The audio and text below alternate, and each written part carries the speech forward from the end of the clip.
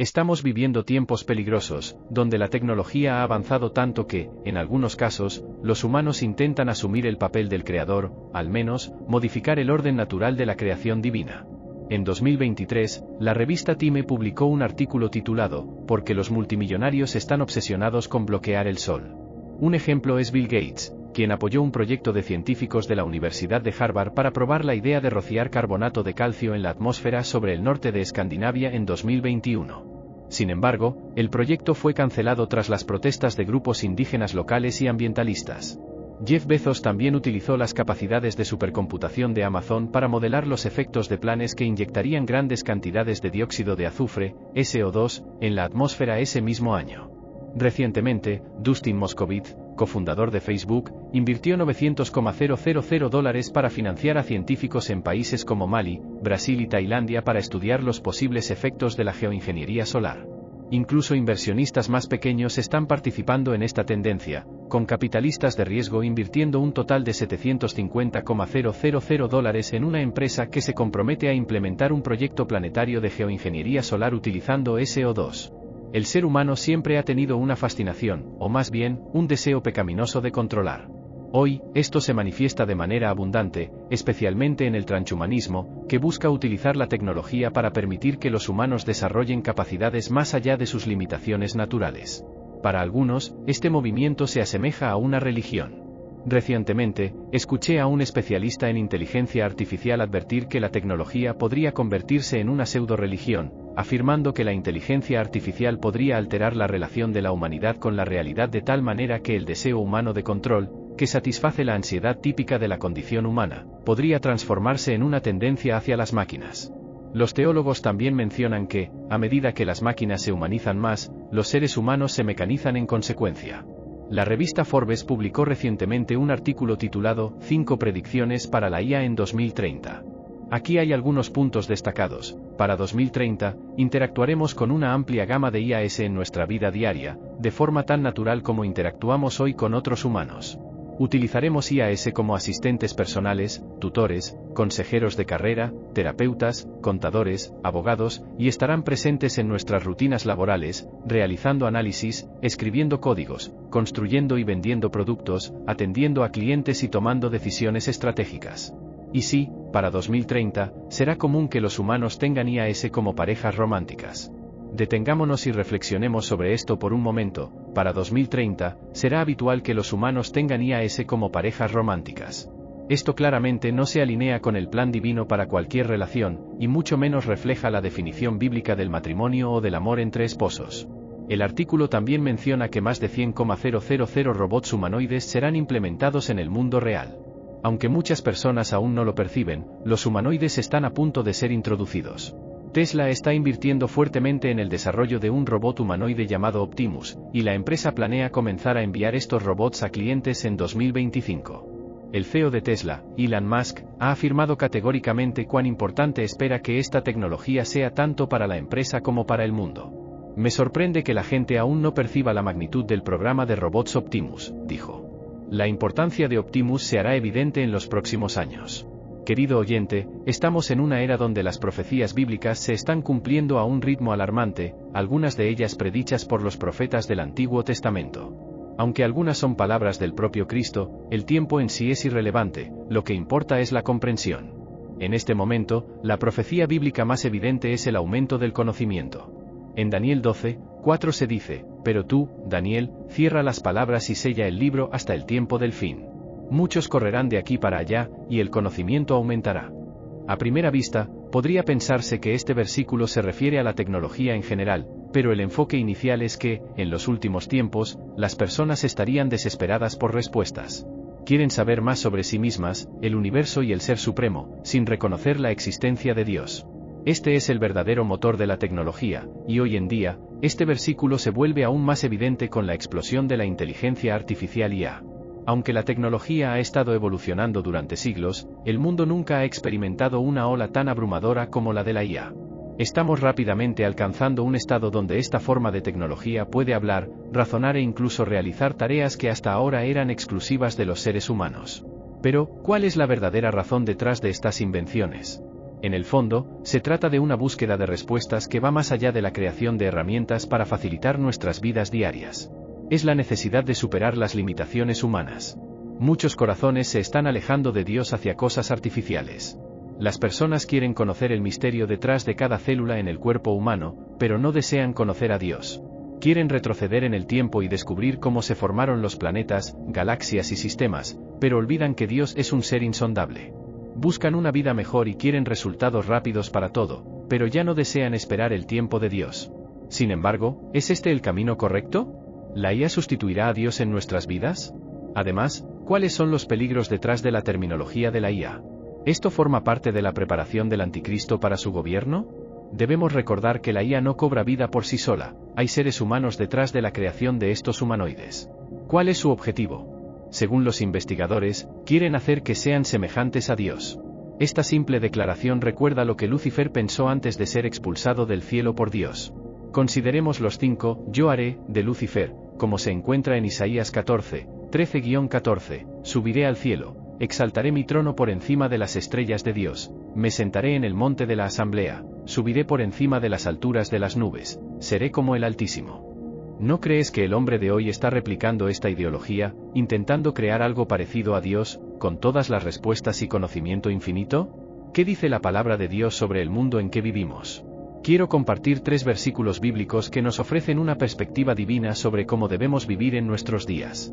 1 Juan 2:15 dice, no améis al mundo, ni las cosas que están en el mundo. Si alguno ama al mundo, el amor del Padre no está en él. Romanos 12:2 afirma, no os conforméis a este mundo, sino transformaos mediante la renovación de vuestro entendimiento, para que podáis comprobar cuál es la buena, agradable y perfecta voluntad de Dios. Y, finalmente, Santiago 4:4 declara, oh almas adúlteras, ¿no sabéis que la amistad del mundo es enemistad contra Dios? Cualquiera que quiere ser amigo del mundo se constituye enemigo de Dios. Podemos extraer 3 mensajes claros de estas escrituras. Como hijos del Señor, no debemos amar el mundo. No debemos conformarnos con este mundo. Y no debemos ser amigos del mundo, porque la Biblia nos dice que Satanás es el Dios de este mundo. Esto significa que el diablo tiene sus garras en las filosofías y creencias mundanas. Hay mucha maldad que influye en la música secular y la industria del entretenimiento. Y, sin duda, si miramos este mundo a través de las lentes de la Biblia, notaremos una tendencia: lo que la palabra de Dios defiende, el mundo lo rechaza. Lo que Jesucristo representa, el mundo lo desecha. La Biblia nos advierte en 2 Corintios 4:4, en los cuales el Dios de este mundo ha cegado la mente de los incrédulos, para que no les resplandezca la luz del Evangelio de la gloria de Cristo, que es la imagen de Dios. Aquellos que han sido cegados por Satanás viven en una ilusión. No pueden ver que el amor al dinero es la fuerza motriz de muchas cosas impías en este mundo. No se dan cuenta de que la inmoralidad sexual ha sido normalizada, como si la Biblia no nos instruyera a huir de ella. Como creyentes en Cristo, estamos llamados a vivir en este mundo, pero no a amarlo. Aunque estemos aquí, no debemos conformarnos a él. Esto significa que los estándares de este mundo no son los nuestros, y el comportamiento aceptado por él no se alinea con lo que la Biblia enseña. Para evitar ser arrastrados por las corrientes de este mundo, debemos mantener nuestra mirada firmemente en Jesucristo. Quiero hablar sobre las personas en los últimos días. El primer grupo son aquellos que escuchan a los demonios.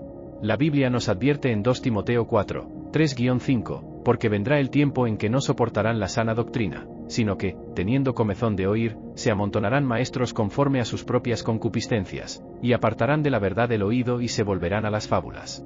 Pero tú, sé sobrio en todo, soporta las aflicciones, haz la obra de un evangelista, cumple tu ministerio. Ten cuidado de no ser alguien de oídos que pican. Muchas personas prefieren escuchar solo un lado de la Biblia, pero no el otro.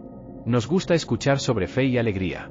Nos encanta recordar que, el Señor es mi pastor, nada me faltará, y que, Dios es el Dios de lo imposible. Sin embargo, ¿cuántos de nosotros estamos abiertos a la palabra que nos dice que rendiremos cuentas por cada palabra y acción? ¿Cuántos aceptamos que Dios no se deja burlarse, o que Dios es fuego consumidor? Necesitamos sana doctrina, lo que significa aceptar la Biblia en su totalidad. No podemos elegir solo las partes que nos gustan. La Biblia claramente afirma que las personas se alejarán de la verdad. No permitas que eso te suceda. Busca siempre escuchar el Evangelio puro y sin filtrar de Jesucristo, un Evangelio que predica el arrepentimiento, alienta una vida justa y exige que llevemos nuestra cruz y sigamos a Cristo. El segundo grupo son los fariseos modernos, líderes religiosos que actúan solo para ser vistos por los demás. En Mateo 6:5, Jesús advierte, y cuando oren, no sean como los hipócritas, porque a ellos les gusta orar de pie en las sinagogas y en las esquinas, para ser vistos por los hombres. De cierto les digo que ya recibieron su recompensa. Los fariseos hacían esto para impresionar a las personas, pero sus motivaciones eran erradas. La verdadera santidad no consiste en orar para ser vistos, sino en tener una relación sincera con Dios. Otro grupo de personas son aquellas que desprecian el bien. Isaías 5:20 dice, «Ay de los que a lo malo dicen bueno, y a lo bueno malo, que ponen la oscuridad por luz, y la luz por oscuridad, que ponen lo amargo por dulce, y lo dulce por amargo». Estas personas intentarán enseñarnos a tolerar el mal, pero la palabra de Dios nos enseña que el pecado es pecado, y debemos vivir de acuerdo con las Escrituras, sin comprometer lo que ella define como incorrecto. Las personas que desprecian el bien nos dirán que el orgullo es aceptable, que la venganza está justificada, pero la palabra de Dios nos enseña a no ser vencidos por el mal, sino a vencer el mal con el bien. Otra advertencia importante es contra la idolatría. El dinero, el poder, los bienes materiales e incluso el deseo de la aprobación de los demás pueden convertirse en ídolos. Cualquier cosa o persona que pongamos por encima de Dios es un ídolo en nuestras vidas. La Biblia nos advierte sobre la idolatría en Éxodo 20:3-5, no tendrás dioses ajenos delante de mí.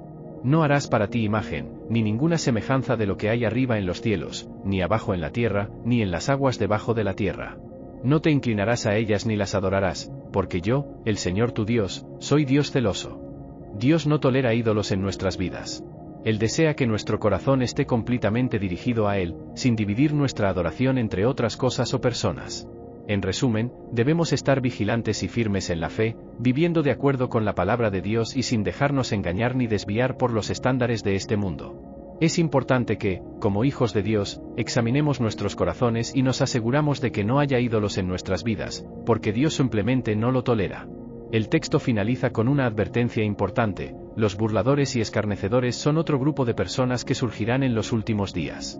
La traducción ampliada de 2 Pedro 3:4 en la versión amplificada dice: primero, sepan sin ninguna duda que en los últimos días vendrán burladores con sus burlas, siguiendo sus propios deseos humanos, y dirán: ¿dónde está la promesa de su venida? ¿Qué ha pasado con ella? Porque desde que los padres durmieron en la muerte, todas las cosas han permanecido exactamente como eran desde el principio de la creación. Un burlador es alguien que se burla, escarnece o desprecia algo. ¿Cuántos burladores vemos en nuestros días?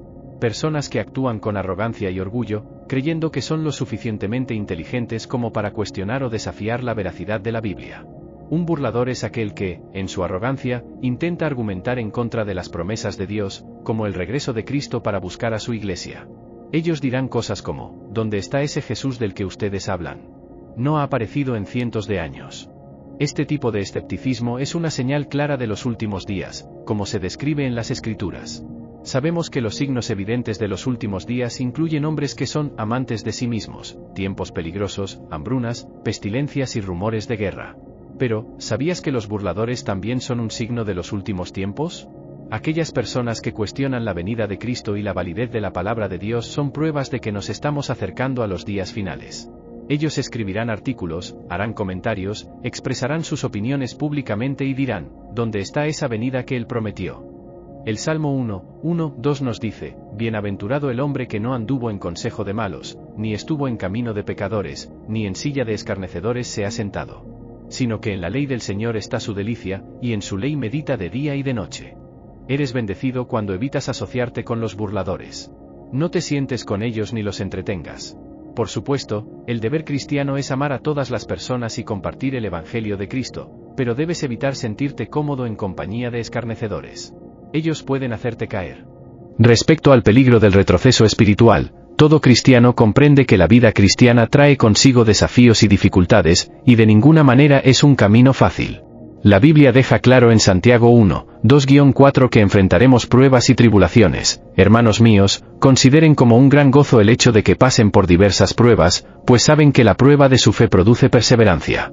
Y la perseverancia debe tener acción completa, a fin de que sean maduros e íntegros, sin que les falte cosa alguna. Observa que el versículo dice: cuando enfrenten pruebas, y no, sí. Este texto resalta la importancia de mantenernos firmes en la fe y alerta sobre los peligros de la idolatría, la burla y el retroceso espiritual en el camino cristiano. Como seguidores de Cristo, somos llamados a examinar constantemente nuestros corazones, asegurándonos de que estén libres de ídolos, cualquier cosa o persona que se coloque por encima de Dios. Se nos recuerda las graves consecuencias espirituales de menospreciar las promesas de Dios, especialmente en relación con la segunda venida de Cristo, un signo de los últimos días. Se enfatiza que las pruebas y tribulaciones son parte de la vida cristiana, no solo como un examen, sino como un proceso de refinamiento y fortalecimiento de la fe. El texto advierte sobre el riesgo del retroceso espiritual, definiendo a un desviado como aquel que deja de luchar contra el pecado y se entrega a la mundanidad, lo cual puede llevar a la muerte espiritual. Sin embargo, también se asegura que quienes verdaderamente han sido salvos perseverarán en su fe, continuando su lucha contra el pecado y buscando la justicia, incluso cuando tropiecen. Además, se destaca la importancia de la disciplina en la Iglesia como una forma de protección contra el pecado. Se explica que la verdadera restauración para los creyentes desviados ocurre a través del arrepentimiento y la responsabilidad. El texto concluye haciendo un llamado a los creyentes para que reflexionen sobre su caminar con Cristo, asegurándose de que realmente están en la fe y buscando la gracia de Dios para resistir las tentaciones y permanecer en el camino de la rectitud. Este vídeo ofrece un profundo llamado a la reflexión y a la vigilancia espiritual. Como hijos de Dios, debemos evaluar nuestros corazones y asegurarnos de que no haya formas de idolatría presentes en nuestras vidas, ya que Dios no tolera ídolos. La idolatría, tal como se describe en la Biblia, no se limita a estatuas o objetos físicos, puede ser cualquier cosa que amenace la primacía de Dios en nuestros corazones. Puede ser el amor al dinero, el deseo de poder o incluso el apego a bienes materiales que nos alejen de nuestra verdadera devoción al Señor. La advertencia es clara: Dios es celoso y no compartirá su lugar en nuestras vidas con ningún ídolo, por pequeño que sea.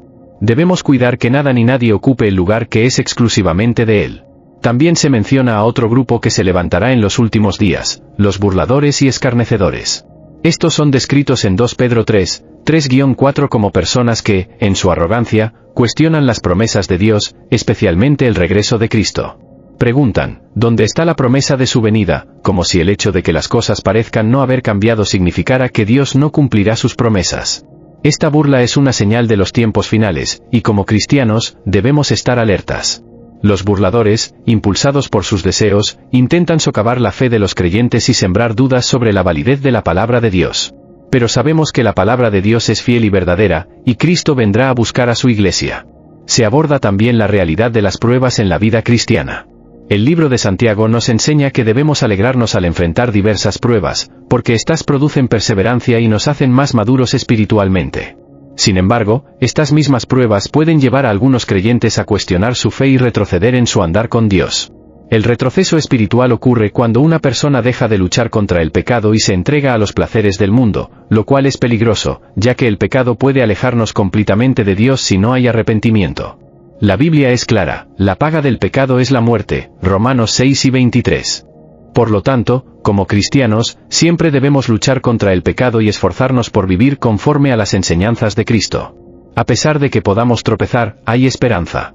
La Biblia nos asegura que el justo cae 7 veces, y vuelve a levantarse, Proverbios 12:16. Esto significa que la vida cristiana es una batalla constante, pero Dios siempre está listo para levantarnos cuando caemos. El verdadero creyente no se rinde, continúa luchando contra el pecado, porque sabe que su salvación está en Cristo. El apóstol Pablo describe esta lucha interna en Romanos 7:15, donde dice: porque no hago el bien que quiero, sino el mal que no quiero, ese hago. Esta batalla contra el pecado es una señal de que el Espíritu de Dios está vivo en nosotros, ayudándonos a vencer las tentaciones y transformándonos para ser más como Cristo. Otro punto importante es la disciplina en la iglesia. La disciplina actúa como una protección para el creyente que puede estar en riesgo de desviarse. A través de la corrección y el amor, la iglesia ayuda a los creyentes a mantenerse en el camino correcto.